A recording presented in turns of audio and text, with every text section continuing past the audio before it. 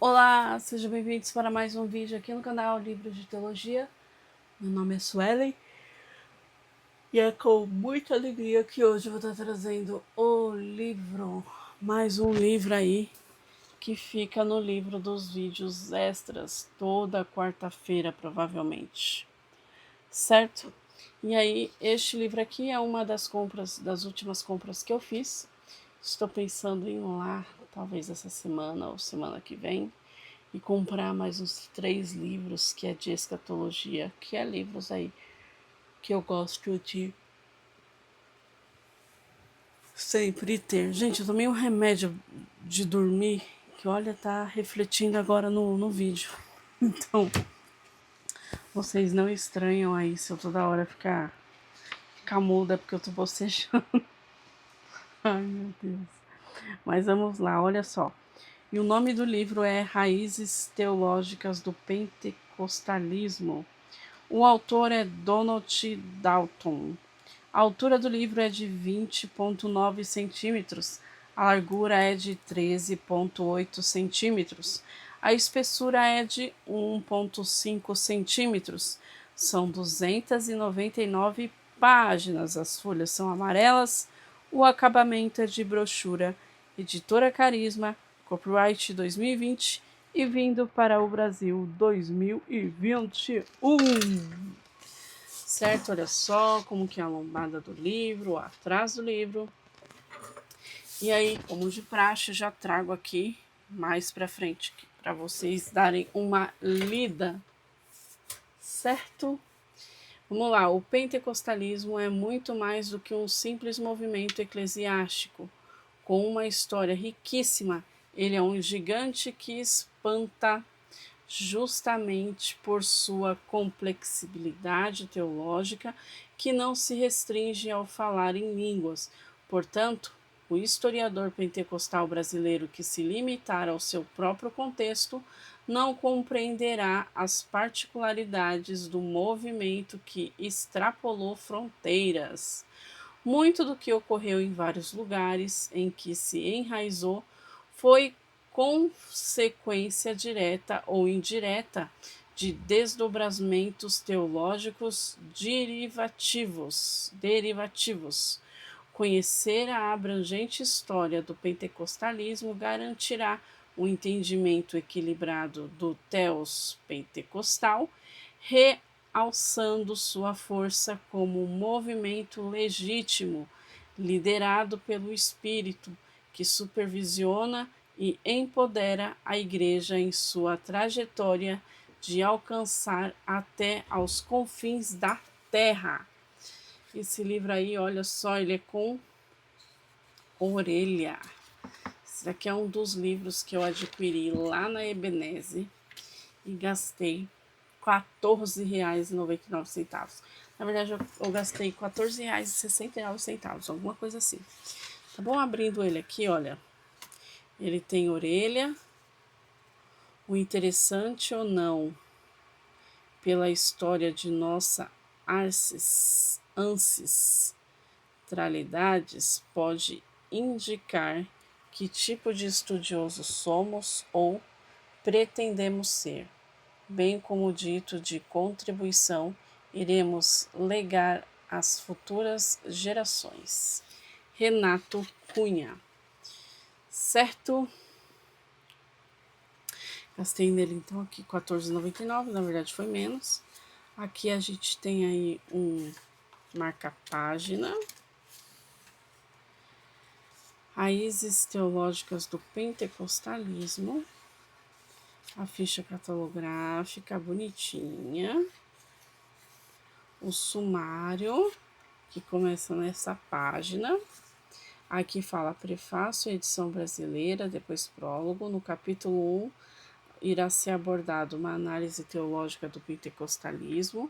Depois a gente tem aí 5 tópicos. Primeiro tópico, em busca de um padrão comum. Segundo tópico, 2 padrões em conflito. Terceiro tópico, o padrão comum do pentecostalismo quadrangular. Quarto tópico, a hermenêutica pentecostal. E o quinto tópico, o movimento da chuva seródia. No capítulo 2 vai trazer aí as raízes metodistas do pentecostalismo. E aí tem alguns tópicos aqui, contando aí com 7 tópicos. A primeira é a conexão metodista, a segunda é o movimento primitivista em Wesley, depois John Wesley, um teólogo do Espírito, Wesley e os dons do Espírito, a soteriologia de Wesley, perfeição cristã versus batismo no Espírito Santo e a divisão crucial. No terceiro capítulo, vai trazer assim, olha, o avivamento norte-americano da perfeição cristã. Tem 4 tópicos. O primeiro tópico é o surgimento do movimento da santidade, depois é a nova correntes teológicas, depois é o surgimento do inimaginário pentecostal e depois é a mudança para a retórica pentecostal. No quarto tópico, vai trazer a informação o que? O capítulo. O triunfo da doutrina pentecostal do batismo do Espírito. E aí temos aqui 8 tópicos. 7 tópicos. A mudança para a santificação pentecostal, depois fruto revivido, depois o poder ou santidade, depois o ensino das 3 bênçãos, depois a doutrina avivalista do batismo do Espírito Santo, depois o movimento que é o whisky, depois os últimos percussores de Simpson Gordon. Aí no quinto capítulo vai ser abordado o que? O surgimento do movimento da cura divina. Que aí tem alguns tópicos aqui, 7 tópicos. Wesley e a cura divina, a influência do pietismo, desenvolvimento na Inglaterra e na América, cura pela fé, cura pela expiação, outras considerações e discordâncias da Holiness Association.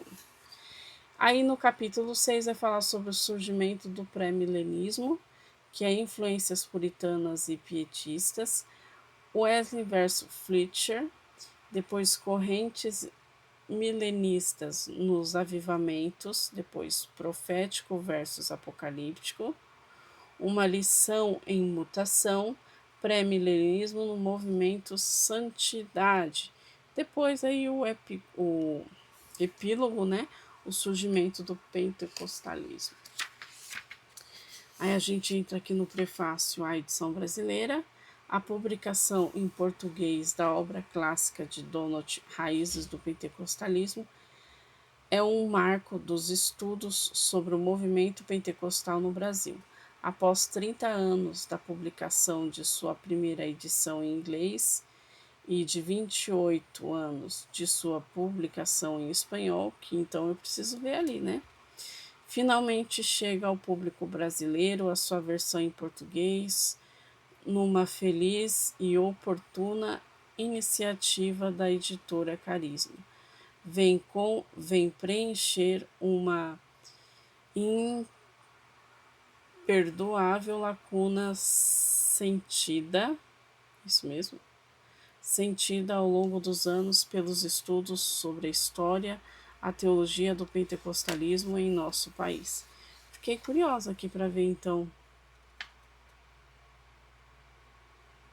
que eu não tinha achado copyright. Gente, errei no copyright aí.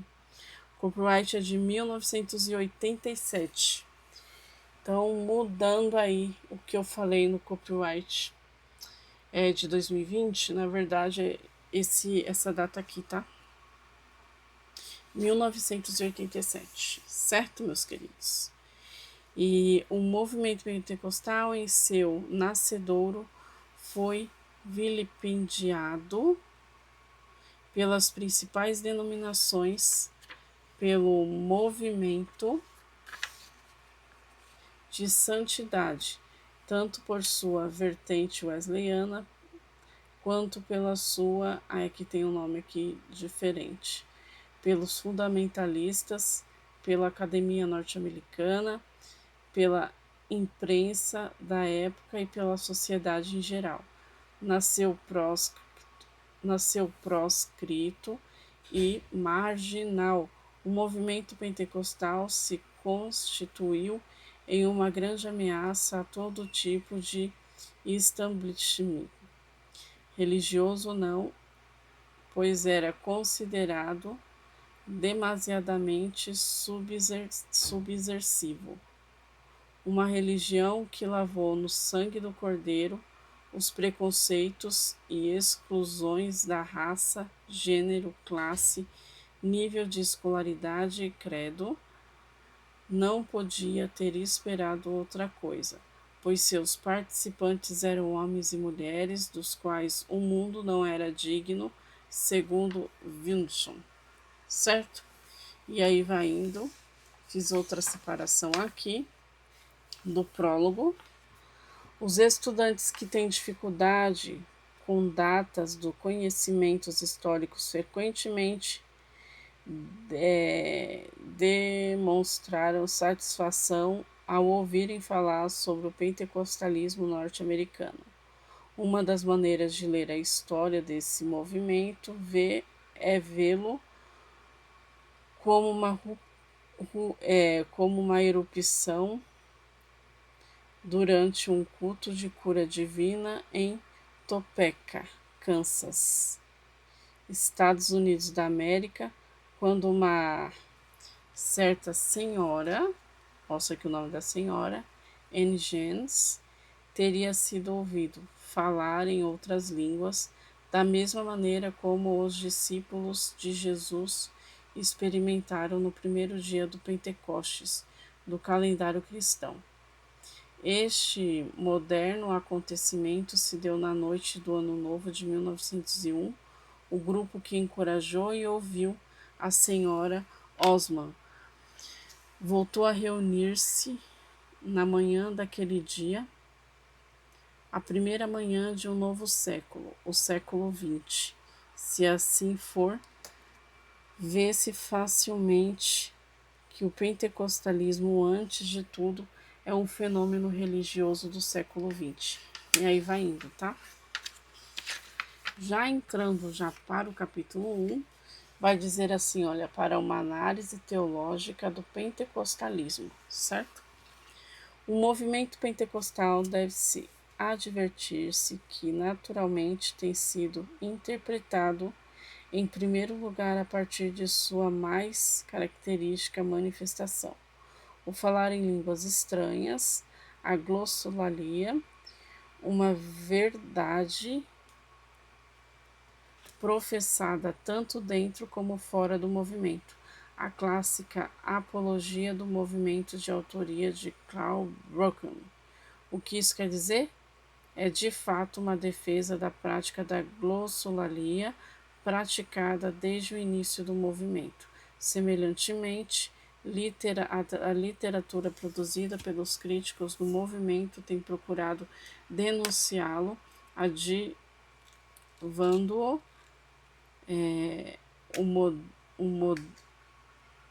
o moderno movimento de línguas. Um estudo aparentemente bastante abrangente do desenvolvimento do movimento pentecostal.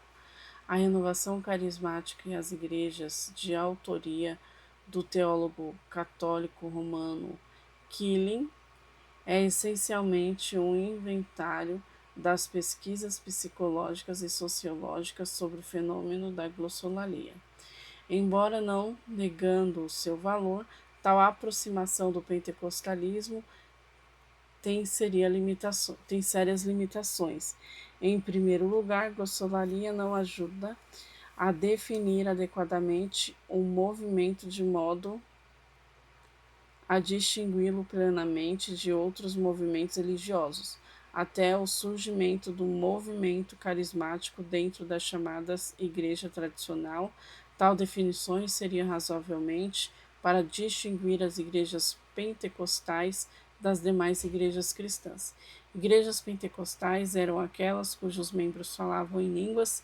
A prática da glossolalia, na verdade, é um fenômeno religioso comum que ocorre numa grande diversidade de texto. Na América do Norte, por exemplo, no século XIX, a glossolalia ocorreu em grupos como Shaks e os Mormons. Apesar de alguma semelhança entre eles, tais movimentos têm só uma relação indireta com o pentecostalismo. A glossolalia, portanto, por si mesmo não basta para definir o pentecostalismo ou distingui-lo totalmente de outro movimento cristão e religiosos. Aqui tem a nota de rodapé, tá? E aí vai indo, tá bom? Indo mais à frente, olha, pra vocês verem, tem muitas informações aqui. A diagramatura do livro é boa, tá?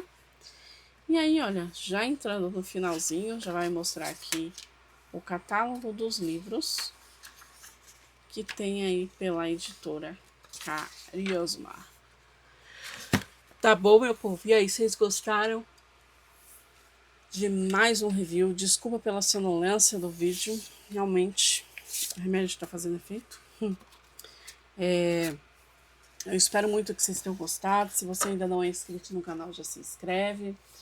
Se você é mulher e quer um canal aí voltado para mulheres, se inscreva no canal Mulher e Teologia. Por enquanto lá não tem vídeos, mas aí chegando na meta de 100 pessoas eu já começo a publicar os vídeos. Então rumo a 100 pessoas lá no canal, certo? Que mais? Então é isso. Não esqueça de deixar seu joinha, se inscrever no canal, compartilhar o vídeo. Deixar aí nos comentários de forma respeitosa do que você achou do vídeo, do livro, você compraria esse livro e tal, tá certo? Deus abençoe a todos e tchau!